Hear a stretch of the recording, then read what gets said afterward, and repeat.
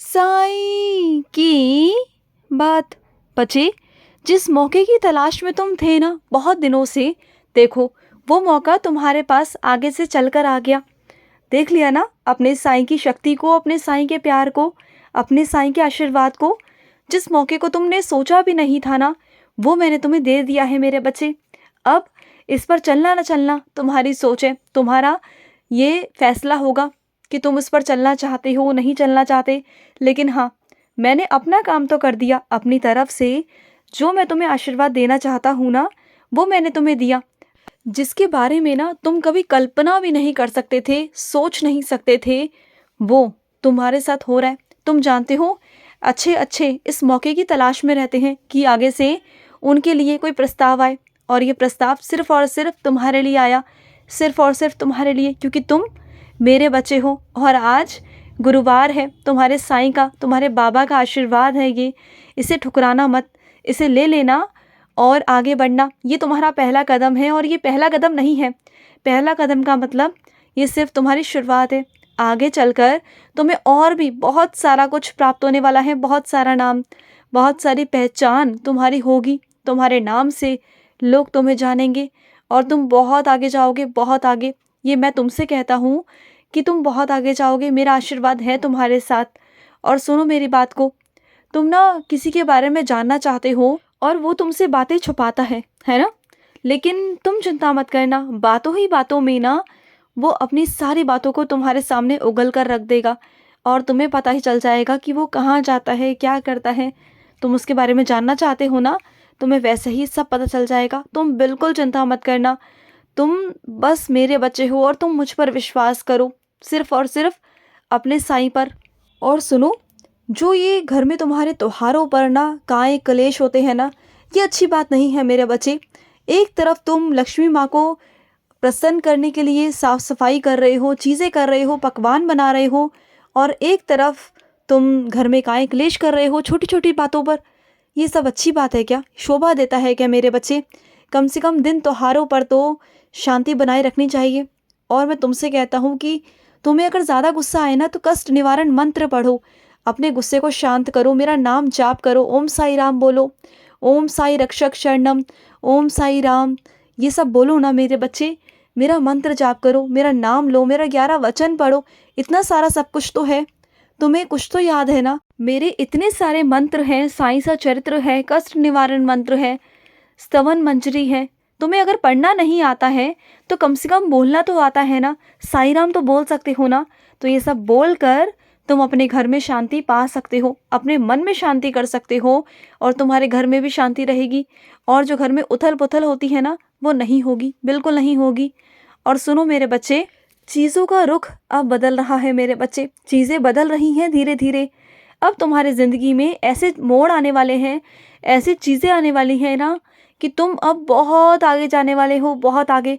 अब तुम्हें कोई रोकने वाला नहीं होगा, कोई नहीं रोकेगा तुम्हें। अब तुम्हें बस आगे चलना है, किसी की तरफ देखना नहीं है तुम्हें। बहुत लोगों ने तुम्हारे पैर पकड़ लिए, बहुत लोगों ने तुम्हें आगे नहीं जाने दिया। तुम्हें ज़िंदगी में बहुत सारे मौके मिले, लेकिन तुम आगे नहीं जा पाए। लेकिन इस बार जो मैंने तुम्हें मौका दिया है, वो तुम्हें लेना है मेरे आशीर्वाद स्वरूप में, और आगे बढ़ना है।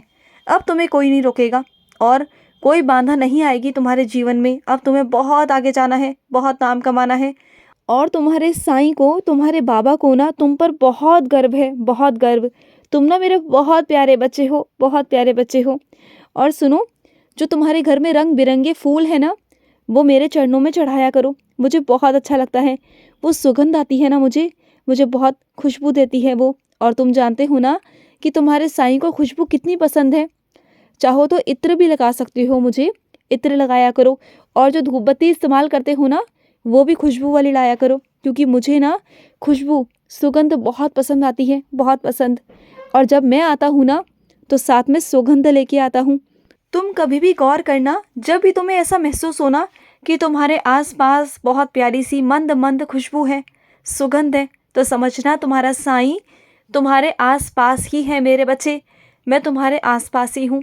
और सुनो, एक बात कहना चाहता हूँ अपने दिल की तुमसे, बहुत दिनों से कहना चाहता था लेकिन कह नहीं पाया। सुनो मेरी बात, तुम जिनसे बातचीत करते हो ना, तुम्हें लगता है कि वो तुम्हारे बहुत अपने हैं, और तुम्हारी दिन में कितनी बार तुम्हारी उनसे बात हो जाती है, कितनी बार। लेकिन अच्छी बात है, बात होती है। लेकिन तुम नहीं जानते मेरे बच्चे, ज़्यादा बात करने से ना जो तुम्हारी इज्जत है ना उनकी नज़रों में, वो बहुत कम होती जा रही है। मैं तुमसे कहना चाहता था लेकिन तुम्हें रोकना नहीं चाहता था, क्योंकि तुम्हें अच्छा नहीं लगेगा। लेकिन क्या है ना मेरे बच्चे, लेकिन अब चीज़ें बढ़ने लगी हैं। तब इतना नहीं था लेकिन अब ज़्यादा होने लगा है, क्योंकि वो इंसान ना अब तुम्हारी कीमत नहीं समझता, तुम्हारी कद्र नहीं समझता।